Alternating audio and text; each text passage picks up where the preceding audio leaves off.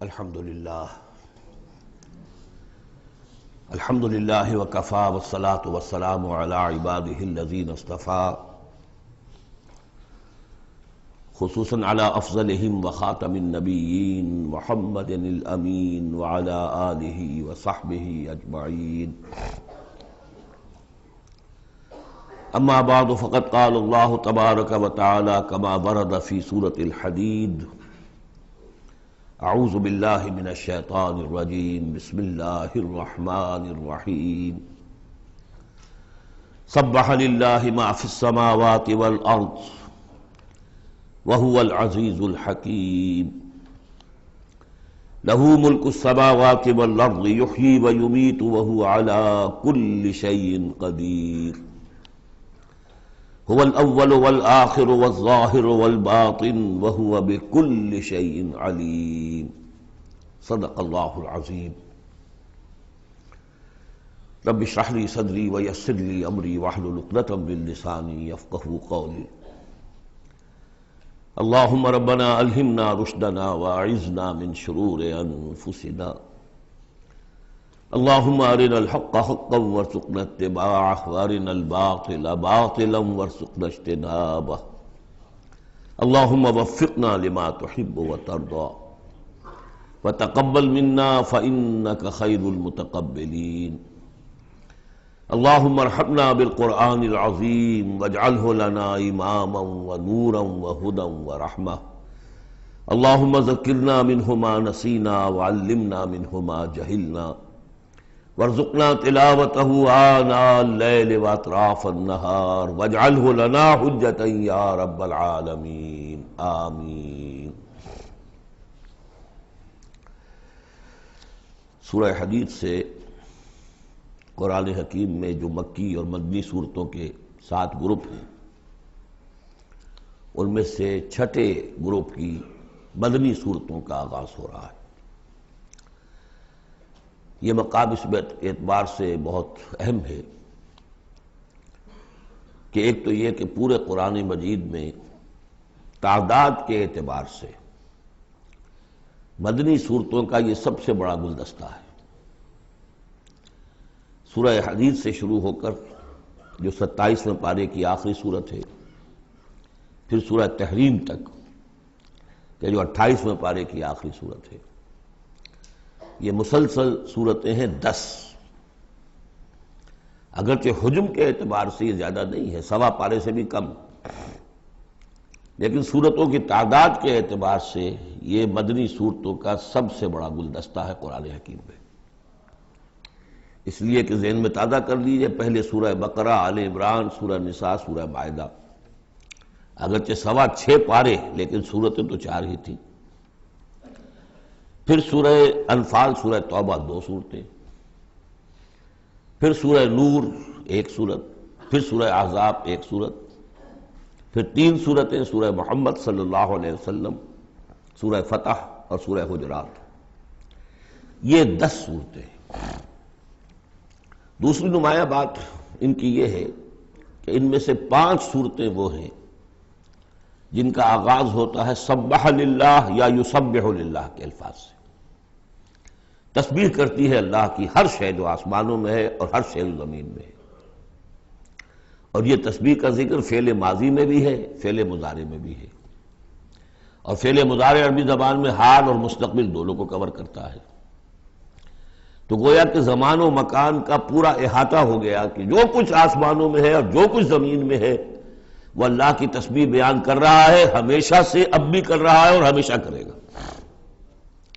ان صورتوں کا ایک خصوصی پھر نام ہے، ان میں سے المسبحات، وہ صورتیں کہ جو تسبیح باری تعالیٰ کے ذکر سے شروع ہوتی ہیں. اس میں شامل کرتے ہیں بعض لوگ سورۃ الاعلیٰ کو بھی، سبح اسم ربک الاعلیٰ، لیکن وہاں وہ حکم کی صورت میں ہے.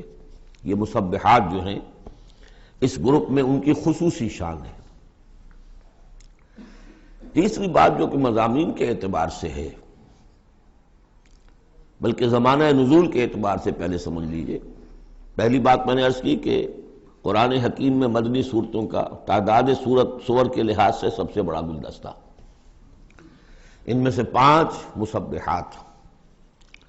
تیسری بات یہ کہ ان سب کا باستثناء واحد زمانہ نزول جو ہے وہ حضور صلی اللہ علیہ وسلم کا جو مدنی دور ہے سیرت مبارکہ کا، اس کا نصف آخر ہے، یعنی سن 5 کے بعد نازل ہوئی ہے، سوائے ایک صورت کے، تو آ جائے گی سامنے۔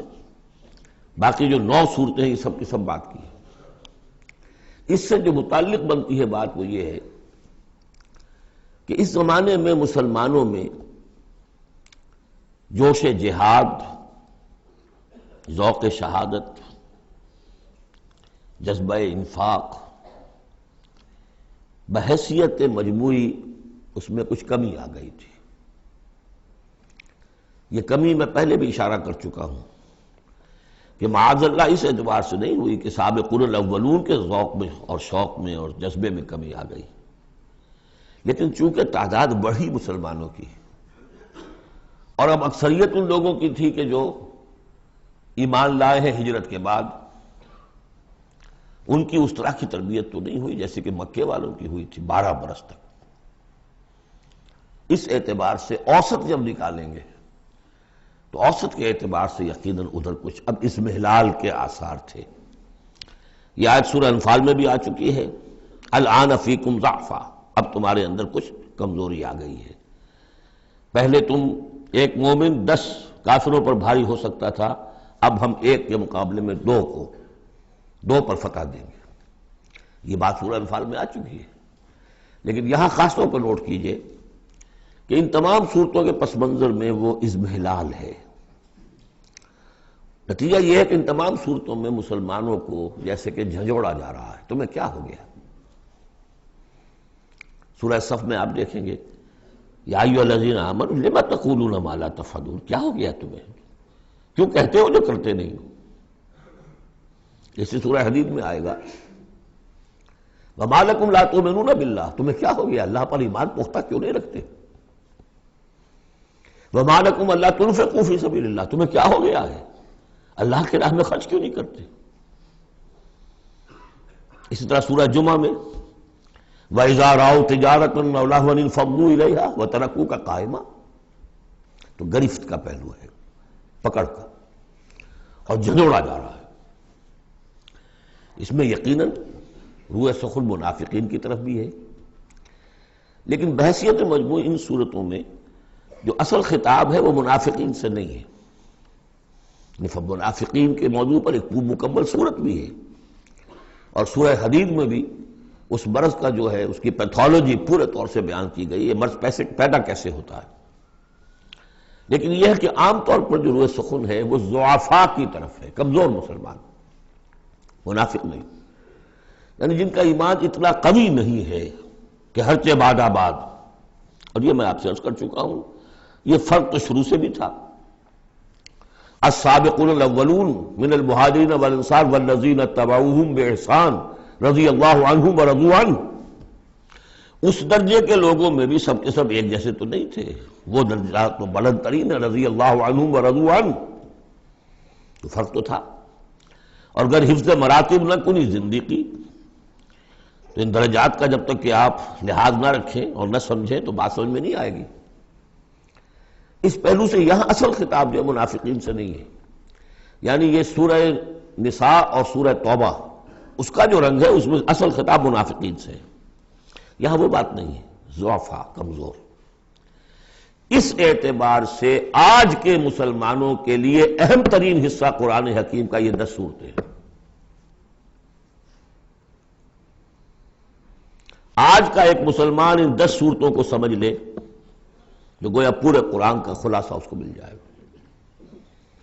ایک تو اس اعتبار سے بھی کہ جیسے میں نے عرض کیا نفاق کا مضمون آیا سورہ نساء میں، سورہ مائدہ میں، سورہ توبہ میں، اور بھی صورتوں میں آیا، سورہ قتال سے شروع ہو گیا۔ لیکن یہ کہ ایک چھوٹی سی صورت ہے 11 آیتوں کی اس مجموعے میں، سورۃ المنافقون، وہ خلاصہ ہے اس پوری بحث کا۔ ایمان کی بحث تو مکی صورتوں میں 2/3 قرآن مکی صورتوں پہ مشتمل ہے۔ اب اس میں التذکیر میں آلاء اللہ جو ہے وہ نکال دیجئے تو ساری بحث ایمان ہی کی تو ہے، توحید کی، آخرت کی، معاد کی، باس بعد الموت کی، رسالت کی۔ اتنی لمبی چوڑی بحث کو سورہ تغابن 18 آیات پر مشتمل ایک سورت ہے. واقعہ یہ ہے کہ خلاصہ نکال دیا گیا، اتر کشید کر کے رکھ دیا گیا. تو ایک تو اس اعتبار سے بھی کہ اگر ان صورتوں کو سمجھ لیا جائے تو پورے قرآن کا خلاصہ سمجھ لیجئے کہ ان میں موجود ہے. سوا پارہ ہے، سوا پارے سے بھی کم ہے. اور دوسرے اس اعتبار سے کہ آج جو ہم مسلمان ہیں تو ہم تو در حقیقت نسلی مسلمان ہیں کہ ہم چونکہ بائی ایکسیڈنٹ آف برتھ، ایک حادثہ ہے یہ، ہمارے لیے اس میں کوئی فیصلہ تو نہیں تھا کہ ہم مسلمان ماں باپ کے گھر پیدا ہوں گے. اس بات نن آف اوور چوائس. اللہ نے ہمیں پیدا کر دیا مسلمان ماں باپ کے گھر، تو ہم نے اللہ، رسول، آخرت، نماز، روزہ یہ بچپن ہی سے سیکھ لیا. لیکن وہ ایمان، قلبی یقین والا ایمان، وہ تو شاذ ہی کسی کو نصیب ہوتا ہے. ڈھونڈ اب اس کو چراغ رخ زیبا لے کر. لہذا ہماری عظیم اکثریت اس وقت منافق بھی نہیں ہے. ہم دھوکہ دینے کے لیے تو نہیں ایمان لائے ہم، الحمدللہ منافق اس معنی میں نہیں ہے. تو ہماری عظیم اکثریت جو ہے وہ اس کیٹیگری میں فال کرتی ہے جو سورہ حجرات میں ہم پڑھ آئے ہیں. قالت الاعراب آمنا قل لم تؤمنوا ولكن قولوا اسلمنا ولما يدخل الايمان في قلوبكم. اور وہاں میں بتا چکا ہوں وہ منافقین کا تذکرہ نہیں ہے، اس لیے کہ آگے فرما دیا وَإِن تُطِيعُوا اللَّهَ وَرَسُولَهُ لَا يَلِتْكُم مِّنْ أَعْمَالِكُمْ شَيْئًا. حالانکہ بہت بڑے علماء بھی اس مغالطے میں مبتلا ہو گئے. منافقین کا تذکرہ وہ نہیں ہے. وہ مسلمان کے جو مسلمان ہیں بس ہیں مسلمان، چاہے اس وجہ سے ہے کہ پورا قبیلہ اسلام لا رہا تھا تو چلو بھائی اب چلو ہم بھی ایمان لے آئے، اور چاہے اس وجہ سے کہ ہم مسلمان ماں باپ کے گھر پیدا ہو گئے، کوئی ڈفرنس نہیں ہے. لیکن نیت میں بھی کوئی دھوکہ دینا نہیں ہے. اس وقت بھی کچھ لوگ تھے جو دھوکہ دینے کے لیے ایمان لائے تھے، وہ منافق تھے. لیکن وہ لوگ کہ جن کے دل میں نہ تو مثبت طور پر خلوص والا ایمان تھا اور نہ ہی کوئی منفی طور پر کوئی نفاق تھا، وہ تھے بین. ہماری اکثریت انہی پر مشتمل ہے. لہذا ہمارے اعتبار سے یہ قرآن حکیم کا جامع ترین اہم ترین حصہ ہے. اور یہی وجہ ہے کہ جس میں نے مطالعہ قرآن حکیم کے منتخب نصاب کا بار بار حوالہ دیا ہے، اس گروپ میں سے اس کی کئی صورتیں پوری شامل ہیں. اس کا جو چھٹا حصہ ہے وہ صرف سورہ حدید پر مشتمل ہے جو ابھی ہم شروع کریں گے. باقی سورہ جمعہ، سورہ صف، سورہ منافقون، سورہ تغابن، پھر سورہ تحریم کا، یہ ساری چیزیں یہ ہماری یعنی تقریباً 5 غالباً صورتیں ان 10 میں سے ہمارے اس منتخب نصاب میں شامل ہیں. ان مسبحات میں سے بھی سورہ حدید جو ہے اس کو کہیے کہ ام المسبحات، اہم ترین صورت، بلند ترین صورت. اور میں تحدیثاً للنعمہ عرض کر رہا ہوں کہ بارہا میں نے یہ کہا ہے کہ اللہ کا بہت بڑا فضل و کرم مجھ پر ہوا ہے کہ میں یہ بھی کہہ سکتا ہوں کہ اللہ نے یہ صورت مجھے عطا فرمائی ہے. اس پر میرا غور و فکر، سوچ بچار 50s سے شروع ہو چکا تھا، آج سے 40 سال سے بھی پہلے. اور اللہ تعالیٰ نے مجھے انشراح دیا اس صورت کے بارے میں اور اس کے حوالے سے. اب اس کے دروس میرے 15 گھنٹے پر بھی ہیں، اس کے بھی کیسٹس ہیں، اس کے بھی ویڈیوز ہیں. ظاہر بات ہے کہ مجھے اس وقت 1 گھنٹے میں اس کو مکمل کرنا ہے. اس میں جو مباحث ہیں عظیم، ان میں سے تو ایک چاہتا ہے کہ عظیم لیکچر اس پر ہو. بہرحال آج جتنا کچھ بھی ہو سکے گا ہوگا. باقی اس سے اگر آپ میں شوق پیدا ہو جائے تو ایک تو یہ کہ 6 گھنٹے کے شاید ہے یا 5 گھنٹے کے کیسٹ بھی ہیں اس کے، اور یہ کہ 15 گھنٹے کے کیسٹ بھی ہیں اور ویڈیوز بھی ہیں غالباً اس کے. بہرحال چلیے بس اس لیے تمجید کافی، اس سے زیادہ وقت ہم صرف نہیں کر سکتے. سبح للہ ما فی السماوات والارض، تسبیح کرتی ہے اللہ کی ہر وہ شے جو آسمان میں ہے اور زمین میں ہے. وہو العزیز الحکیم، اور وہ زبردست ہے، کمال حکمت والا. آگے چل کر دیکھیے گا کہ اس میں پھر اضافہ ہوگا، سبح للہ ما فی السماوات وما فی الارض، اور ایمفیسس. پھر آئے گا یسبح للہ ما فی السماوات والارض، پھر آئے گا یسبح للہ ما فی السماوات وما فی الارض. تو یہ مضمون جو ہے ان صورتوں کا بہت اہم ہے. یہ تسبیح سے مراد کیا ہے ایک تسبیح تو وہ ہے کہ جو ہماری سمجھ میں آتی ہے، میں نے پہلے بھی عرض کیا تھا کہ تصویر کوئی ہو تو وہ مصور کے کمال فن یا اناڑی پن کا گویا کہ اپنے زبان سے اظہار کر رہی ہے۔ آپ دیکھتے کہتے ہیں کسی اناڑی کی بنائی ہوئی تصویر ہے، یہ آپ کہیں گے صاحب کسی بڑے ماہر فن مصور نے بنایا۔ گویا کہ تصویر اپنے مصور کے کمال فن یا اس کی عدم مہارت پر دلالت کر رہی ہے۔ اگر کمال فن پر کر رہی ہے تو گویا کہ زبان حال سے وہ تصویر اپنے مصور کی تعریف کر رہی ہے۔ اس معنی میں کائنات کا ذرہ ذرہ اپنے وجود سے گواہی دے رہا ہے، میرا پیدا کرنے والا، میرا صانع، میرا خالق، میرا باری، میرا مصور ہر عیب سے پاک ہے، ہر نقص سے پاک ہے، ایک ہستی کامل ہے، اس کے علم میں، اس کی قدرت میں، اس کی حکمت میں کہیں کوئی کمی نہیں۔ یہ تسبیح حالی ہے، زبان حال سے۔ اور جیسے کہ سورہ بنی اسرائیل میں ہم دیکھ آئے ہیں، یہ بھی ہو سکتا ہے کہ اللہ نے ہر ایک شے کو زبان دی ہو۔ سورہ حامیم سجدہ میں بھی الفاظ آئے، ہمارے ہاتھ پاؤں کہیں گے الیوم انطقنا اللہ الذی انطق کل شیء، آج ہمیں اس اللہ نے زبان دے دی، اس نے ہر شے کو زبان دی ہے، تو ہر شے کی بھی زبان ہو سکتی ہے۔ اور سورہ بنی اسرائیل میں تھا وَإِن مِّن شَيْءٍ إِلَّا يُسَبِّحُ بِحَمْدِهِ وَلَٰكِن لَّا تَفْقَهُونَ تَسْبِيحَهُمْ، تو زبان حال والی تسبیح تو ہماری سمجھ میں آ رہی ہے، ہو سکتا ہے اور معلوم ہوتا ہے کہ وہ ہے ایک کوئی دوسرا پہلو بھی جو ہماری سمجھ سے بالا تر ہے۔ وَهُوَ الْعَزِيزُ الْحَكِيمُ، یہ دو اسماء اللہ تعالیٰ کے بار بار آئے ہیں، بہت مرتبہ آئے ہیں، اور ان صورتوں میں خاص طور پر آپ دیکھیں گے بہت تکرار ہوگی ان کی۔ اس کی وجہ کیا ہے کہ ایک تو یہ کہ یہ دو اسماء جو ہیں اس اعتبار سے ان کا جوڑا جو ہے معنوی اعتبار سے بہت اہم ہے۔ العزیز وہ ہستی کہ جس کا اختیار مطلق ہے، لیکن ہمارا تصور یہ ہے کہ جہاں اختیار زیادہ آ جاتا ہے کرپشن آ جاتی ہے۔ چنانچہ پولیٹیکل سائنس کا تو ایکسیم ہے، یہ فارمولا ہے، authority tends to corrupt and absolute authority corrupts absolutely۔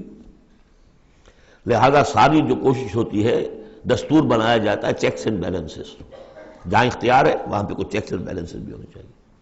اللہ پر کوئی چیک اینڈ بیلنس ہو ہی نہیں سکتا، کس کا ہوگا؟ تو وہ اختیار مطلق العزیز، اس کو بیلنس جو شے کر رہی وہ الحکیم بھی ہے، اس کی حکمت بھی کامل ہے، اس کا کوئی فعل، اس کا کوئی فیصلہ، اس کا کوئی عمل حکمت سے خالی نہیں ہے۔ یہ دونوں گویا کہ ایک دوسرے کے ساتھ ہے، العزیز الحکیم۔ لہو ملک السماوات والارض، کیونکہ اس سورہ مبارکہ میں خاص طور پر دین، ایک دین کی حیثیت سے کہ جس میں ایک نظام، پورا نظام زندگی آئے اور حکومت بھی اس کے اندر شامل ہو، اللہ کی حکومت، لہذا یہ شانیں جو ہے خاص طور پر نمایاں کی جائیں گی۔ لہو ملک السماوات والارض، اس کے لیے ہے آسمانوں اور زمین کی بادشاہی۔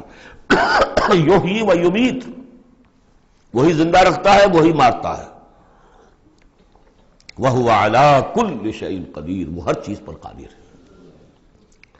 اس سورہ مبارکہ کی پہلی 6 آیات میں اللہ تعالیٰ کے اسماء و صفات کا جو ذکر ہو رہا ہے وہ پورے قرآن میں اس اعتبار سے منفرد ہے کہ بلند ترین سطح پر انتہائی جامعیت کے ساتھ فلسفے اور منطق کی بلند ترین سطح پر ہے، لیکن میرے پاس وقت نہیں ہے کہ میں تفصیل میں جا سکوں۔ تیسری آیت اس کی وہ ہے جس کے بارے میں میں نے آپ کو پہلے سنایا تھا، امام راضی کا قول کہ آ کر کھڑے ہو گئے اس مقام پر جیسے کہ خوف زدہ ہو انسان، دہشت زدہ ہو۔ هو الاول والآخر والظاہر والباطن وهو بكل شيء علیم، وہی اول ہے، وہی آخر ہے، وہی ظاہر ہے، وہی باطن ہے۔ کیا سمجھے اس کو؟ وہی وہ ہے، پھر یہ کیا ہے؟ غالب کا بڑا پیارا شعر ہے، جبکہ تجھ بن نہیں کوئی موجود، پھر یہ ہنگامہ ہے خدا کیا ہے؟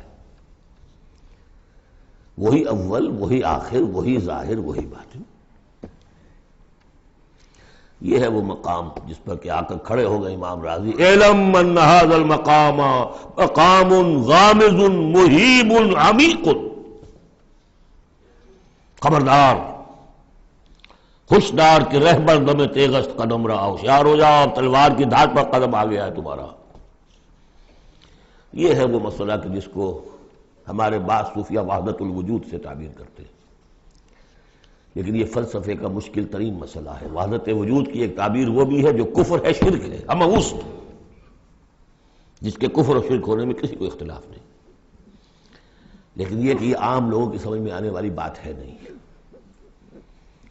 میں نے امکانی حد تک سمجھایا ہے اور مجھے اطمینان ہے، اور مجھے اس کی سند حاصل ہوئی تھی پروفیسر یوسف سلیم چشتی صاحب سے۔ ایک مرتبہ انہوں نے میرا اسی صورت کا درس سنا، انہوں نے کہا کہ بھائی مجھے 50 سال ہو گئے اس وحدت وجود کو پڑھتے پڑھاتے سمجھتے سمجھاتے، لیکن تم نے اپنے ایک اس درس قرآن میں جس طرح اس کو واضح کیا میں آج تک نہیں کر سکا۔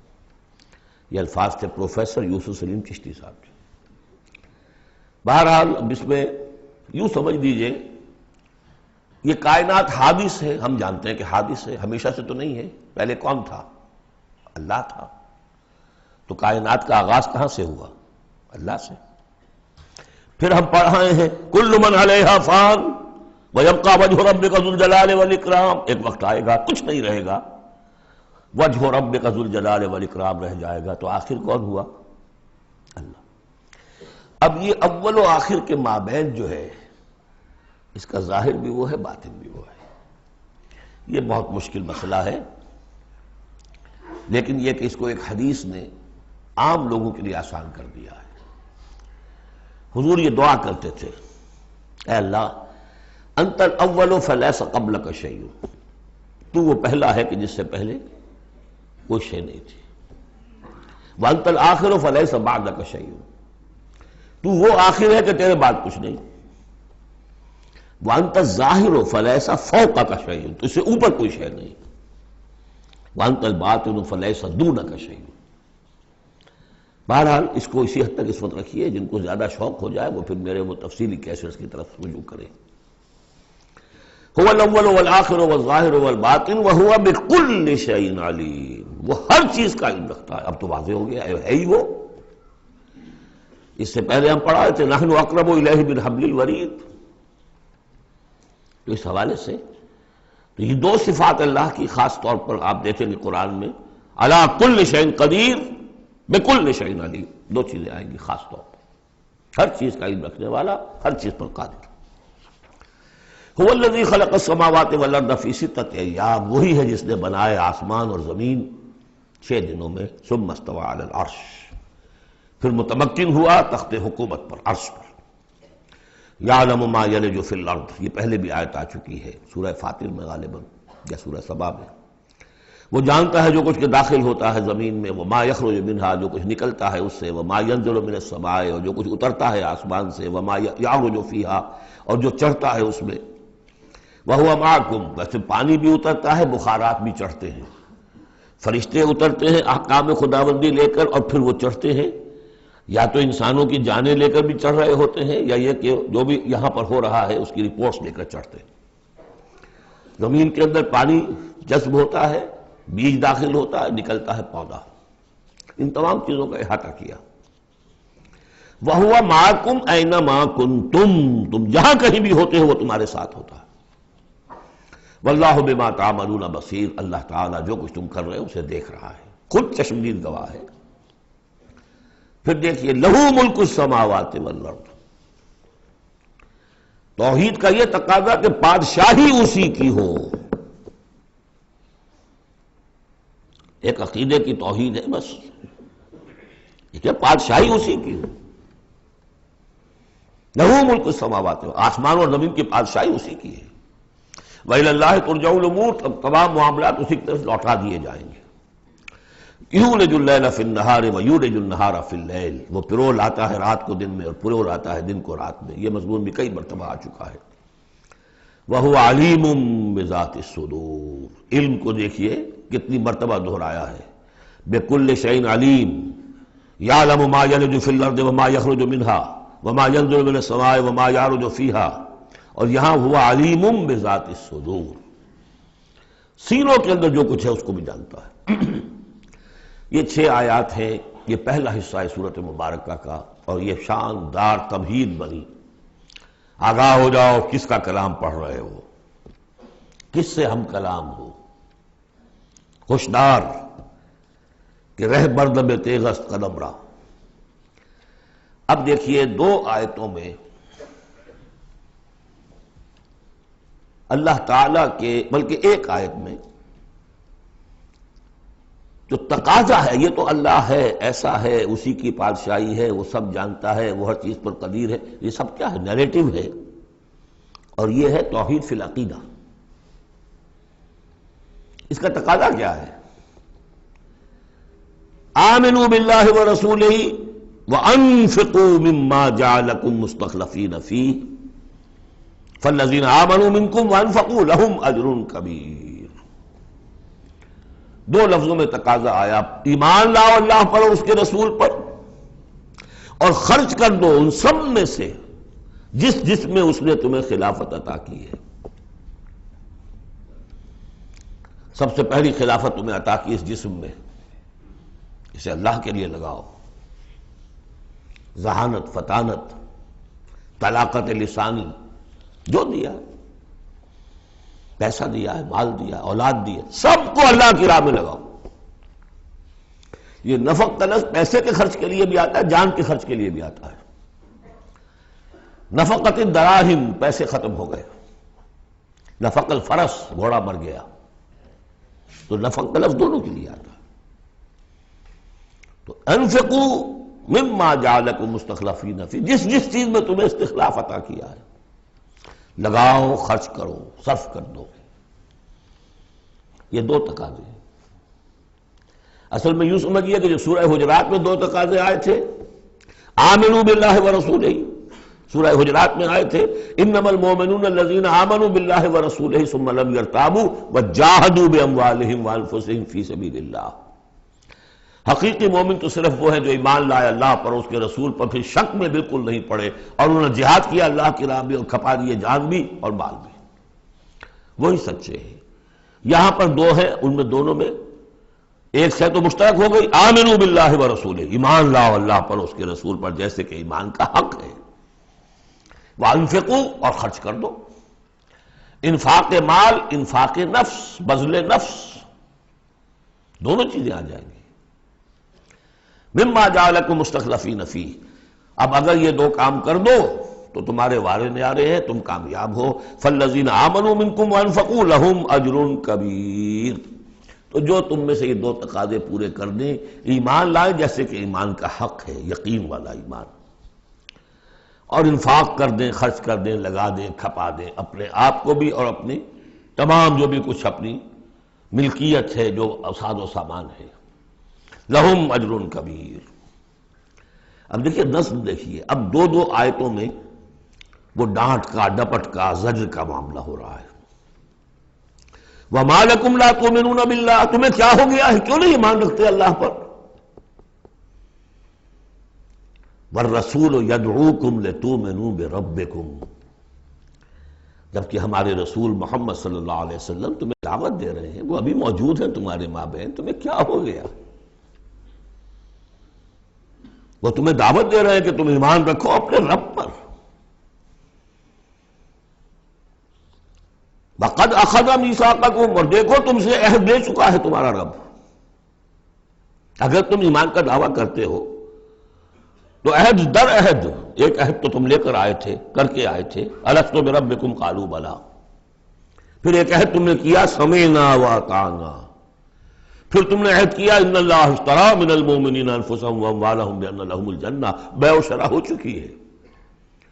وقد اخذ میثاقکم، وہ تم سے عہد لے چکا ہے، ان کنتم مؤمنین، اگر تم حقیقتاً مومن ہو، دعویٰ تو کر رہے ہو ایمان کا۔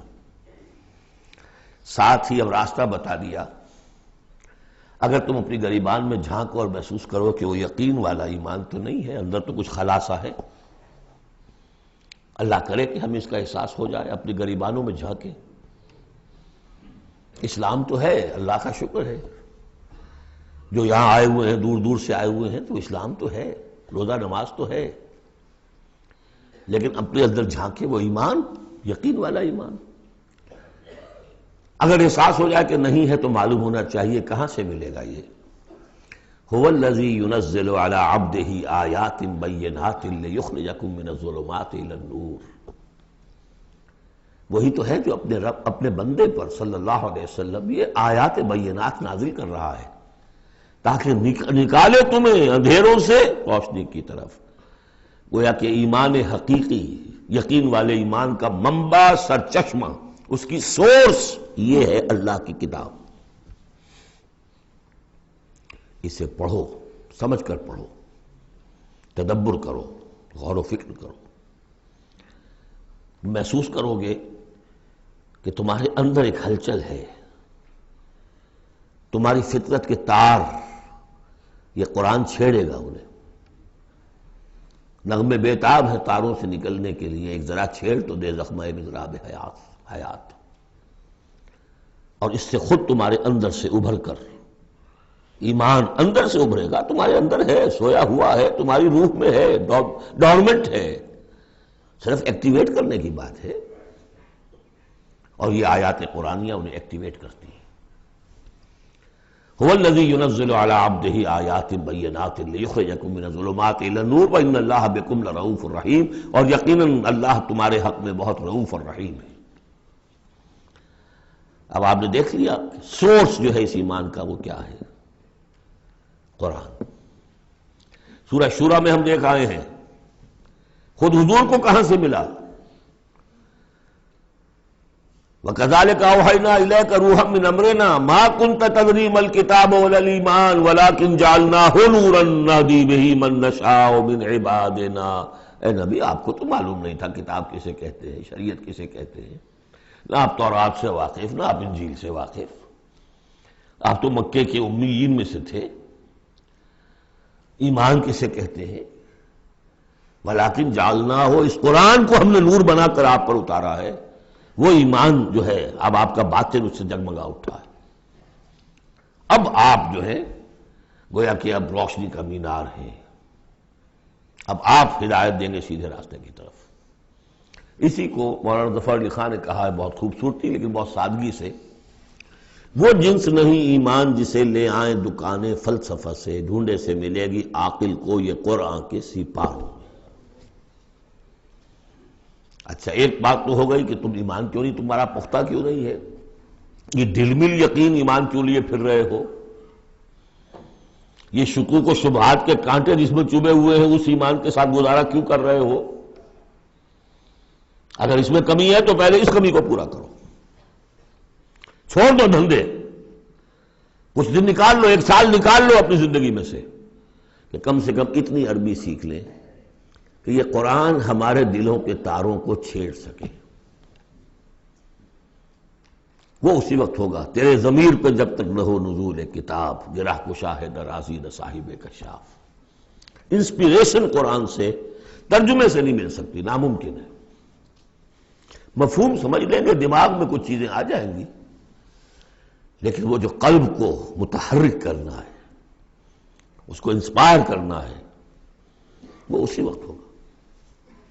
اب دوسری ڈانٹ، وَمَا لَكُمْ أَلَّا تُنْفِقُوا فِي سَبِيلِ اللَّهِ، تمہیں کیا ہو گیا، خرچ کیوں نہیں کرتے اللہ کی راہ میں؟ وَلِلَّهِ مِيرَاثُ السَّمَاوَاتِ وَالْأَرْضِ، آسمان اور زمین کی ساری وراثت تو بالآخر اللہ ہی کے لیے رہ جائے گی، تمہارے پاس رہ جائیں گے یہ محل، یہ کوٹھیاں، یہ فیکٹریاں، تم آج ہو کل نہیں ہوگے، جو اگلے ہوں گے وہ بھی پھر نہیں ہوں گے، کائنات تو اسی کی ہے، وارث وہی ہے، الوارث وہی تو ہے، اور تم سینت سینت کے رکھ رہے ہو۔ وَمَا لَكُمْ أَلَّا تُنْفِقُوا فِي سَبِيلِ اللَّهِ، اور انفاق میں نوٹ کر لیجیے، میں بتا چکا ہوں کہ انفاق کے اندر انفاق مال بھی ہے، انفاق نفس بھی ہے، بذل نفس، جان کھپانا، وہ واضح ہو جائے گا۔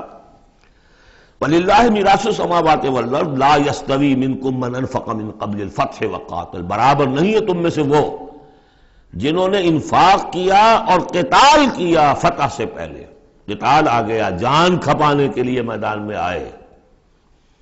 انفاق جو کہا تھا آیت نمبر 7 میں، وہ صرف مال کا نہیں، جان کا بھی ہے، اور انفاق جان جو ہے اس کا سب سے بڑا موقع کیا ہے؟ جنگ، جہاں آپ نقد جان ہتھیلی پر رکھ کر حاضر ہوتے. وہ تو اگر جان بچ جائے تو گویا کہ بونس ہے. اللہ جو جاتا ہے جنگ میں وہ پورا رسک لے کر جاتا ہے.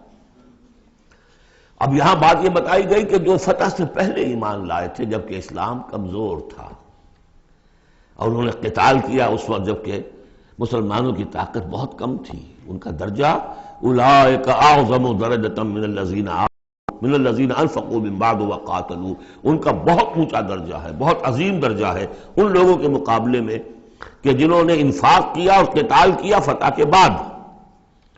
وَكُلًّا وَعَدَ اللَّهُ الْحُسْنَىٰ. اب فتح کے بعد سے صاف ظاہر ہو رہا ہے کہ یہ صورت کم سے کم سن 6 کے بعد نازل ہوئی ہے، اس لیے کہ فتح تو پہلی جو ہے وہ سن 6 میں صلح حدیبیہ کی شکل میں حاصل ہوئی ہے، اِنَّا فَتَحْنَا لَكَ فَتْحًا مُبِينًا.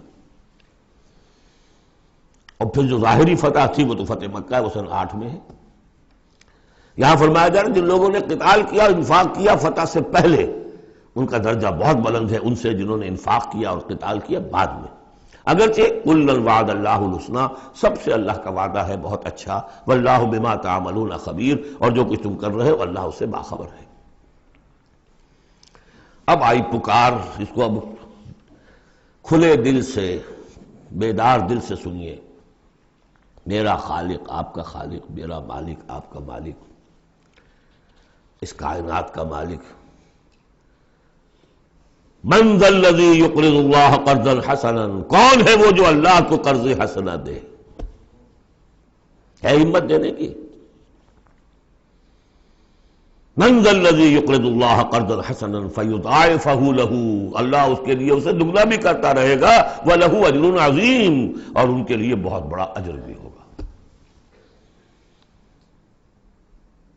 لگاؤ اپنی مال اللہ کے راہ میں لگاؤ اور کھپاؤ، اپنی جانیں اللہ کی راہ میں لگاؤ اور کھپاؤ.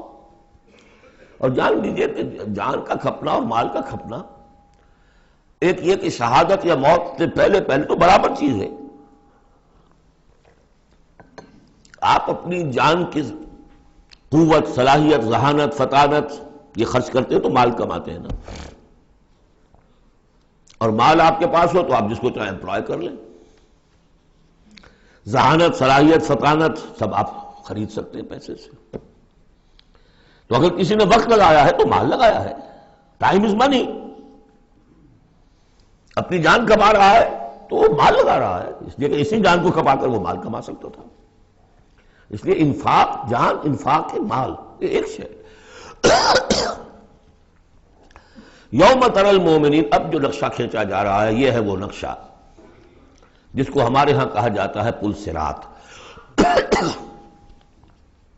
کوئی ایسا مرحلہ آنا ہے جہاں کفار کا تو معاملہ علیحدہ ہو چکا، کوئی بڑی چھلنی لگی تھی، کفار تو نکل چکے. اب جو دنیا میں مسلمان سمجھے جاتے تھے وہ آگے آئے ہیں. آپ کو معلوم ہے جہاں کرشرز لگے ہوتے ہیں، پتھروں کو توڑ کے بجری بناتے ہیں، تو اس میں مختلف سوراخوں کی وہ چھلنیاں لگی ہوتی ہیں. پہلے 1 انچ سے زیادہ کا پتھر جو ہے وہ علیحدہ ہو جائے گا، پھر آدھے انچ والا علیحدہ ہو جائے گا، پھر چوتھائی انچ والا علیحدہ ہو جائے گا، وغیرہ وغیرہ. تو وہاں پر بھی کوئی مستقل کوئی چھلنیاں، ایک چھلنی لگ چکی، کافر تو گئے، اب رہ گئے مسلمان. ان میں ذرا چھانٹی کرنی ہے کہ ان میں صاحب ایمان کون ہے اور منافق کون ہے. اس کے لیے پل صراط کوئی جگہ ہے جہاں سے گزرنا ہوگا. گھپ اندھیرا ہوگا اور اس کے نیچے ہوگی جہنم. گھپ اندھیرا. اور جن کے پاس ایمان تھا دنیا میں انہیں روشنی مل جائے گی، یہاں ان کے قلب سے روشنی نکل رہی ہوگی. اعمال صالحہ کیے تھے داہنے ہاتھ سے تو یہاں پہ ان کا نور ہوگا، وہ اپنی اس روشنی میں راستہ پار کر کے جنت میں پہنچ جائے گی. اور جن کے پاس یہ روشنی نہیں تھی، چاہے وہ مسلمانوں میں شریک تھے، چاہے مسلمانوں کے قائد ہوں، بہت بڑے قائد ہوں، لیکن اگر وہ نور ایمان سے محروم تھے اور اعمال صالحہ کی کوئی پونجی نہیں تھی، انہیں روشنی نہیں ملے گی. وہ ٹھوکریں کھاتے ہوئے گریں گے اور جہنم میں جائیں گے. یہ ہے نقشہ. یہ نقشہ یہاں پر تفصیل سے کھینچا گیا ہے. پھر دوبارہ آخری جو سورت ہے سورہ تحریم، اس میں پھر اس کا تذکرہ آئے گا. یوم تری المؤمنین والمؤمنات یسعی نورہم بین ایدیہم وبایمانہم، جس دن کہ تم دیکھو گے مومن مردوں اور مومن عورتوں کو کہ ان کا نور دوڑتا ہوا ہوگا ان کے سامنے اور داہنی طرف، سامنے نور ایمان اور داہنی طرف نور اعمال صالحہ۔ بشراکم اليوم جنات تجری من تحتها الانہار خالدین فیہا، ان سے کہا جائے گا آج تمہارے لیے بشارت ہے ان جنتوں کی جن کے نیچے نہریں بہہ رہی ہیں اور تم رہو گے اس میں ہمیشہ ہمیشہ، ذالک هو الفوز العظیم، یقیناً یہی بہت بڑی کامیابی ہے۔ یوم یقول المنافقون والمنافقات، جس دن کے کہیں گے منافق مرد اور منافق عورتیں، للذین آمنوا، ان اہل ایمان سے، انظرونا، ذرا ٹھہرو، ہمارا انتظار کرو، نقتبس من نورکم، تمہاری روشنی سے ہم بھی فائدہ اٹھا لیں۔ ہمارے پاس تو کوئی نور ہے نہیں۔ دیکھیے انتہائی دھوپ اندھیرا ہو، کہیں جنگل میں سے گزرنا ہو اور پگڈنڈی ہو، اس پر آپ چل رہے ہو، جس کے پاس ٹارچ ہے وہ تو گویا کہ بادشاہ ہے اس وقت، اور وہ تیز تیز قدم اٹھا رہا ہے، پیچھے والا کہتے کہ بھائی ٹھہرو بھیا، تمہارے پاس تو ٹارچ ہے، ہمیں بھی ساتھ لے کے چلو، وہی نقشہ ہے۔ انظرونا، ہمیں مہلت دو، انتظار کرو ہمارا، ذرا ٹھہرو، کہاں بڑھے چلے جا رہے ہو؟ اقتبس من نورکم، یہی وہ لفظ اقتباس، قبس کہتے ہیں چنگاری کو، کسی چولہے میں سے چنگاری لا کر اپنے چولہے میں آگ جلا دینا، ہم تمہارے اس نور سے فائدہ اٹھا لیں۔ قیل ارجعوا وراءکم فالتمسوا نورا، کہا جائے گا لوٹ جاؤ پیچھے کی طرف اور تلاش کرو نور۔ یہ نور یہاں نہیں ملا، دنیا سے کما کر لایا گیا ہے۔ یہاں قیلہ کہا گیا، قالو نہیں کہا گیا۔ اہل ایمان کی شرافت اور مروت سے یہ بعید ہے کہ وہ یہ جواب دے، کوئی کہنے والا ہوگا اللہ کا فرشتہ، قیلہ کہا جائے گا، قیل ارجعوا وراءکم، لوٹ جاؤ پیچھے کی طرف، فالتمسوا نورا، اگر ہو سکتا جاؤ دوبارہ دنیا کے اندر، وہاں جا کر ایمان اور عمل صالح کی کمائی کر کے لاؤ تو یہ نور ہوگا۔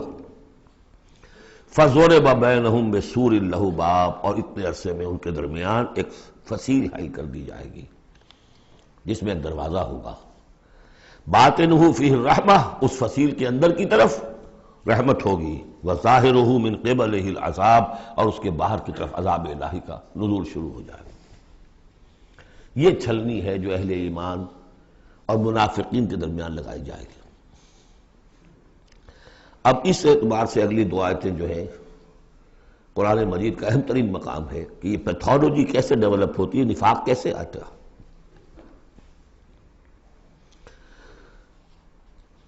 ینادونہم الم نکن معکم، وہ منافق کہیں گے اے مسلمانوں کیا ہم تمہارے ساتھ نہ تھے؟ تمہارے ساتھ مسجد نبوی میں ہم نمازیں پڑھتے تھے، عیدیں پڑھتے تھے، ہم تمہارے ساتھ تھے۔ الم نکن معکم، کیا ہم تمہارے ساتھ نہ تھے؟ قالوا بلا، اب وہ کہیں گے ہاں تھے تو ہمارے ساتھ، کیوں نہیں تھے؟ ولکنکم فتنتم انفسکم، تم نے اپنے آپ کو فتنے میں ڈالا۔ فتنہ کیا ہے؟ انما اموالکم واولادکم فتنہ، مال اور اولاد سے ضرورت سے زیادہ محبت، اگر اللہ اور اس کے رسول اور اس کی راہ میں جہاد سے زیادہ محبت ہے اہل و عیال سے اور مال سے، تم نے اپنے آپ کو اپنے ہاتھوں فتنے میں ڈال لیا۔ یہاں ذرا وہ آیت اب یاد کر لیجئے جو سورہ توبہ میں ہم پڑھا ہے، آیت نمبر 24، قل ان کان آباؤکم وابناؤکم واخوانکم وازواجکم وعشیرتکم واموال اقترفتموها وتجارۃ تخشون کسادها ومساکن ترضونها احب الیکم من اللہ ورسولہ وجہاد فی سبیلہ فتربصوا حتی یاتی اللہ بامرہ واللہ لا یہدی القوم الفاسقین۔ اے نبی ان سے کہہ دیجئے کہ اگر تمہیں اپنے باپ اور بیٹے اور بھائی اور بیویاں اور رشتہ دار اور وہ مال جو بڑی محنت سے جمع کیے ہیں، وہ تجارت جس کی کساد کا تمہیں اندیشہ رہتا ہے، اور وہ حویلیاں اور محل جو تمہیں بڑے محبوب ہیں، اگر ان 8 چیزوں کی محبت زیادہ ہے تمہارے دل میں اللہ اور اس کے رسول اور اس کی راہ میں جہاد کی محبت سے، تو جاؤ دفع ہو جاؤ، انتظار کرو یہاں تک کہ اللہ اپنا فیصلہ سنا دے۔ یہ ترازو کس نے ٹلٹ کی ادھر؟ یہ 8 والا پلڑا کیوں ہوا نیچے؟ کیوں نہیں یہ 3 والا نیچے گیا؟ یہ تمہارا فیصلہ ہے، اٹ واز یور چوائس، لہذا فتنتم انفسکم، تم نے خود اپنے آپ کو فتنے میں ڈالا، اور یہ فتنے میں جب ڈالا وَتَرَبَّصْتُمْ، نتیجہ تربص نکلا، وہی جو آیت ختم ہوئی آیت نمبر 24 سورہ توبہ کی، فَتَرَبَّصُوا، گو مگو میں آدمی مبتلا ہو جاتا ہے، چلوں نہ چلوں، بڑھوں نہ بڑھوں، قدم بڑھاتا ہوں تو یہ خطرات آتے ہیں، یہ مصیبتیں آتی ہیں، رک جاتا ہوں تو باز پرس ہوتی ہے، پوچھا جائے گا، اچھا چلو جھوٹ بول کے جان بچا لوں گا، اس سے آگے بڑھنا شروع ہوتا ہے بس۔ وَلَٰكِنَّكُمْ فَتَنْتُمْ أَنفُسَكُمْ وَتَرَبَّصْتُمْ وَارْتَبْتُمْ، اور پھر ایک مرحلہ آتا ہے کہ وہ ایمان کی تھوڑی بہت پونجی جو تھی اس میں ریب اور شکوک و شبہات کے کانٹے چبھنے شروع ہو جاتے ہیں، کیا پتہ ہوگی بھی کہ نہیں آخرت، یہ دنیا نقد ہے، اس کی لذت نقد، اس کی کلفت نقد، اس کا عیش نقد، اس کی تکلیف نقد، پتہ نہیں دنیا ہوگی بھی کہ نہیں، آخرت ہوگی کہ نہیں ہوگی، پھر شکوک و شبہات آئیں گے۔ آخری بات وغرتکم الامانی، پھر تمہیں دھوکہ دیا مزید تمہاری خواہشات نے، اللہ بڑا بخشنے والا ہے، اللہ پالن ہار ہے، اللہ بخشن ہار ہے، ہم کچھ بھی کریں آخر تیرے محبوب کی امت میں ہیں، we are the chosen people of the lord, غرتکم الامانی، کبھی خیال ہوتا بھی ہے تو یہ تھپکیاں دے دے کر یہ امانی جو ہے یہ سلا دیتی ہے۔ وغرکم باللہ الغرور حتی جاء امر اللہ، یہاں تک کہ اللہ کا فیصلہ آ گیا، وغرکم باللہ الغرور، اور تمہیں خوب دھوکہ دیا اللہ کے نام پر اس دھوکے باز نے، شیطان لعین نے، یہ سورہ لقمان میں آ چکا ہے۔ فلا یغرنکم الحیات الدنیا ولا یغرنکم باللہ الغرور، یہ ہے سٹیجز۔ دنیا، مال، اسباب، اولاد، کاروبار، ان چیزوں میں اتنا انہماک کہ اللہ اور اس کا رسول اور اللہ کی راہ میں جہاد کی جو محبت ہے وہ کم تر ہو جائے، یہ نقطہ آغاز ہے۔ یہاں سے تربص سے ریب و شکوک، اور ریب و شکوک سے آگے نفاق۔ فَالْيَوْمَ لَا يُؤْخَذُ مِنْكُمْ فِدْيَةٌ وَلَا مِنَ الَّذِينَ كَفَرُوا، تو آج نہ تم سے کوئی فدیہ قبول کیا جائے گا اور نہ کافروں سے۔ اشارہ کر دیا گیا دنیا میں تم مسلمانوں کے ساتھ تھے، یہاں تمہارا حشر ہم کافروں کے ساتھ ہے، یہی نفاق کی حقیقت ہے۔ منافق دنیا میں مسلمان شمار ہوتا ہے، قانون میں مسلمان ہے، آخرت میں جا کر پردہ کھلے گا کہ ایمان کی حقیقت تو تھی ہی نہیں، یہ تو ایک عقیدہ تھا، لیے پھرتا تھا، ایک ڈوگما تھا، دل میں وہ بات نہیں تھی۔ وَلَمَّا يَدْخُلِ الْإِيمَانُ فِي قُلُوبِكُمْ، وہ ایمان ابھی تمہارے دلوں میں داخل نہیں ہوا تھا، دل کے اندر ایمان نہیں تو نور کہاں سے آ جائے گا، اور دل میں ایمان نہیں تو جو نیکی بھی کر رہا ہے وہ دکھاوے کی نیکی ہے، وہ دنیا میں لوگوں کے اندر شہرت حاصل کرنے کی نیکی ہے۔ ہاں ایمان یہاں ہے تو اب نیکی جو ہے اس کے اندر نور ہے۔ فَالْيَوْمَ لَا يُؤْخَذُ مِنْكُمْ فِدْيَةٌ وَلَا مِنَ الَّذِينَ كَفَرُوا مَأْوَاكُمُ النَّارُ وَهِيَ مَوْلَاكُمْ وَبِئْسَ الْمَصِيرُ، اب تو تمہارا ٹھکانہ تو آگ ہی ہے اور وہ بہت برا ٹھکانہ ہے، وہی تمہاری مولا ہے، غم خار ہے، دم ساز ہے، کوئی اپنا شکوہ شکایت کرنی ہے، کوئی نالا و فریاد، اسی سے کہو جو کچھ کہنا ہے، بئس المصیر، اور وہ بہت برا ٹھکانہ ہے۔ اب یہ سب کچھ اگر آپ نے سن لیا تو اب یہ آپ سے ایک اور سوال اللہ تعالیٰ کر رہے ہیں، أَلَمْ يَأْنِ لِلَّذِينَ آمَنُوا أَن تَخْشَعَ قُلُوبُهُمْ لِذِكْرِ اللَّهِ وَمَا نَزَلَ مِنَ الْحَقِّ، کیا وقت آ نہیں گیا اہل ایمان کے لیے کہ ان کے دل جھک جائیں اللہ کی یاد میں اور اس کے سامنے کے جو حق میں سے نازل ہو چکا ہے؟ یاد ہے اس قرآن کے بارے میں سورہ بنی اسرائیل میں کیا پڑھا تھا؟ وَبِالْحَقِّ أَنزَلْنَاهُ وَبِالْحَقِّ نَزَلَ، ہم نے اس کو نازل کیا حق کے ساتھ اور یہ نازل ہوا ہے حق کے ساتھ۔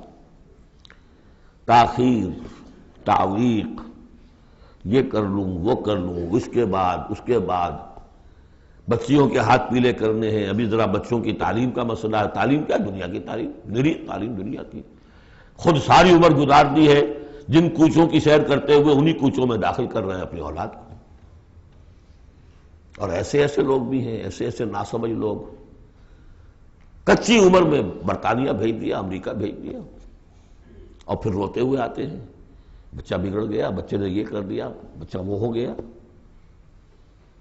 یہ تو حال ہے۔ أَلَمْ يَأْنِ لِلَّذِينَ آمَنُوا أَن تَخْشَعَ قُلُوبُهُمْ لِذِكْرِ اللَّهِ وَمَا نَزَلَ مِنَ الْحَقِّ، کیا وقت آ نہیں گیا؟ کس کے منتظر ہو؟ اہل ایمان کے دل جھک جائیں اللہ کی یاد میں اور اس قرآن کے سامنے. وَلَا يَكُونُوا كَالَّذِينَ أُوتُوا الْكِتَابَ مِن قَبْلُ، نہ ہو جائیں ان لوگوں کے مانند جنہیں کتاب دی گئی تھی پہلے. فَطَالَ عَلَيْهِمُ الْأَمَدُ، تو جب ان پر ایک طویل مدت گزر گئی، فَقَسَتْ قُلُوبُهُمْ، تو ان کے دل سخت ہو گئے. یاد ہے سورہ بقرہ کی آیت، ثُمَّ قَسَتْ قُلُوبُكُمْ فَهِيَ كَالْحِجَارَةِ أَوْ أَشَدُّ قَسْوَةً، پھر پتھروں کی طرح سخت، اس سے بھی زیادہ سخت. وَكَثِيرٌ مِّنْهُمْ فَاسِقُونَ، اور ان کی اکثریت فاسقوں پر، فاجروں پر مشتمل ہے. دیکھ لو ایک راستہ وہ ہے، اب بھی نہ مڑو گے، اب بھی نہ توبہ کرو گے، اب بھی نہ باز آؤ گے، تو پھر دیکھ لو نشان عبرت کے طور پر وہ موجود ہے قوم. ثم قست قلوبکم فہی کالحجارۃ او اشد قسوہ. اعلموا، اب ساتھ ہی جہاں یہ ذرا ڈانٹ ڈپٹ کا انداز ہے، ہمت افزائی بھی، گھبراؤ نہیں. اگر تم یہ محسوس کرتے ہو کہ دل کی زمین، دل کی کھیتی ایمان کے اعتبار سے بنجر ہے، کچھ نہیں اس میں، تب بھی گھبراؤ نہیں، مایوس نہ ہو. اعلموا ان اللہ یحیی الارض بعد موتها، جان لو اللہ تعالیٰ زندہ کر دیتا ہے زمین کو اس کے مرنے کے بعد. زمین دیکھتے ہو بے آب و گیا بڑی ہوتی ہے، بنجر، بارش برستی ہے تو وہ زندہ ہو جاتی ہے. اللہ تمہارے دلوں کی کھیتی کو بھی اثر نو، ایمان کی فصل بخش سکتا ہے. مایوس نہ ہو. اعلموا ان اللہ یحیی الارض بعد موتها قد بینا لکم الآیات لعلکم تعقلون، ہم نے تو تمہارے لیے اپنی آیات خوب واضح کر دی ہیں تاکہ تم عقل سے کام لو. یعنی ہمت نہ ہارو، کوشش کرو. کھیتیاں دوبارہ اس کے اندر فصل آ جایا کرتی ہے، بارش برستی ہے، ہاں لیکن کھیتی کے اندر کچھ ہل چلانا پڑتا ہے، بیج ڈالنا پڑتا ہے، مشقت کرنی پڑتی ہے. تو یہاں بھی تمہیں ایک حل چلانا ہوگا، اور وہ حل چلانا کیا ہے؟ یہ مال کی محبت ہے کہ جو اس زمین کے اندر جس نے کہ بنجر بنا دیا ہے، اس کو حل چلاؤ، مال کی محبت نکالو. ان المصدقین والمصدقات واقرضوا اللہ قرضا حسنا یضاعف لهم ولهم اجر کبیر. یقیناً صدقہ دینے والے مرد اور صدقہ دینے والی عورتیں، اور جو اللہ کو قرض حسنا دیں. یہ میں بتا چکا ہوں سورہ بقرہ میں جب ہم پڑھ رہے تھے 2 رکوع، کہ اللہ کے لیے، دین کے لیے، اللہ کی رضا جوئی کے لیے خرچ کرنے کی 2 مدیں ہیں. ایک انسانوں میں سے غرباء، مساکین، یتیموں، بیواؤں، بیماروں، مسافروں اور مقروضوں کے لیے خرچ کرنا، وہ صدقہ ہے. اس لیے زکوٰۃ کو بھی کہا صدقات، انما الصدقات للفقراء والمساکین. یہ کہ اللہ کے دین کے لیے، اس کی دین کی نشر و اشاعت ہے، اس کے پیغام کو پھیلانا ہے، اس کی تعلیم ہے، پھر اس دین کو غالب کرنے کی جد و جہد ہے. اس کے لیے ساز و سامان چاہیے، اس کے لیے وسائل چاہیے. تو ایک ہے صدقہ، ایک ہے اللہ کے ذمہ قرض حسنہ. کیوں؟ اس لیے کہ اللہ کے دین کو غالب کرنا ہے، لہذا اس کی جد و جہد میں جو مال خرچ ہو رہا ہے، اللہ اسے اپنے ذمہ قرض حسنہ کہتا ہے. یہ حل چلانا پڑے گا. مال کی محبت اس سے نکلے گی.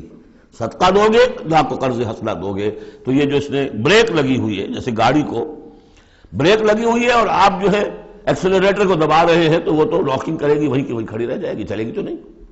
کیسے چلے؟ بریک لگی ہوئی ہے. اس بریک کو کھولو پہلے، اور وہ بریک کیا ہے؟ مال کی محبت. اس کا علاج کیا ہے؟ انفاق. ان المصدقین والمصدقات واقرضوا اللہ قرضا حسنا یضاعف لهم ولهم اجر کریم والذین آمنوا باللہ ورسلہ اولئک هم الصدیقون والشہداء عند ربہم. اب آخری مرتبہ یہ صدیقیت اور شہادت کا بھی مضمون ہمارے ہاں پھر آ گیا. اگر یہ بریک کھل گیا، اب گاڑی کو چلاؤ، گاڑی چلے گی. لیکن اب مختلف طبائع کی مناسبت سے اگر تو تمہارا مزاج صدیقین والا ہے، صدیقیت کے مرتبے کو پہنچ جاؤ گے. اگر مزاج شہادت والا ہے، شہداء کے مقام کو حاصل کر لو گے. اولئک مع الذین انعم اللہ علیہم من النبیین والصدیقین والشہداء والصالحین.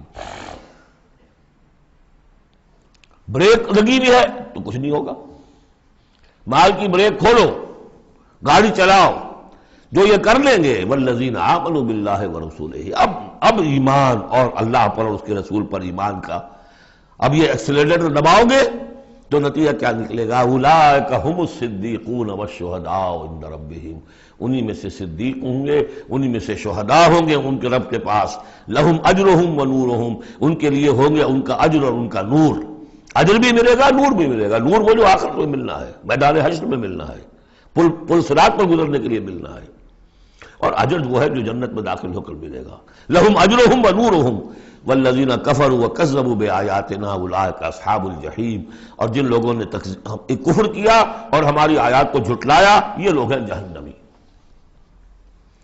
اعلموا انما الحیاۃ الدنیا لعب ولہو وزینۃ وتفاخر بینکم وتکاثر فی الاموال والاولاد. اب جو چیز بریک تھی اس کو سمجھ لو، بریک کی حقیقت کیا ہے؟ دنیا کی محبت. جان لو کہ یہ دنیا کی محبت کیا ہے اس کے سوا کہ کچھ عرصہ کھیل کود میں گزرتا ہے. لعب، بچپن میں اور کسی چیز سے کوئی دلچسپی نہیں ہوتی.